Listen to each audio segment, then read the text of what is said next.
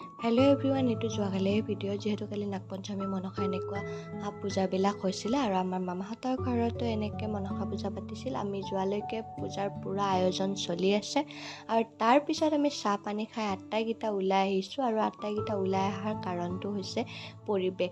ইমান ধুনীয়া পৰিৱেশ। আমাৰ মামাহঁতৰ গাঁওখনলৈ গ'লে মানে আপোনালোকে ভূটান যাব নালাগে আৰু ইমানেই ধুনীয়া পৰিৱেশ। আৰু ইমান ধুনীয়া পৰিৱেশৰ মাজত মই সঁচাকৈ নিজকে বহুত বেছি ভাল পাওঁ কাৰণ মই নেচাৰেল পৰিৱেশটো বহুত বেছি ভাল পাওঁ। আৰু আমি অহালৈকে এই মামাহঁতৰ ঘৰতে সেৱা ল'বলৈ হৈ গ'ল আৰু আটাই সেৱা লৈ আমি এনেকৈ ভোগ খালোঁ আৰু ভোগ খাই উঠি আমি ঘৰলৈ উভতি আহিছিলোঁ। কাৰণ আমাৰ ভাড়াঘৰৰ বাইদেউহঁতৰো কালি শিৱ পূজা আছিলে আৰু আহিয়ে শিৱ পূজাটো সেৱা ল'লোঁ আৰু তাৰপিছত খিচাৰি খুৱাইছিলে।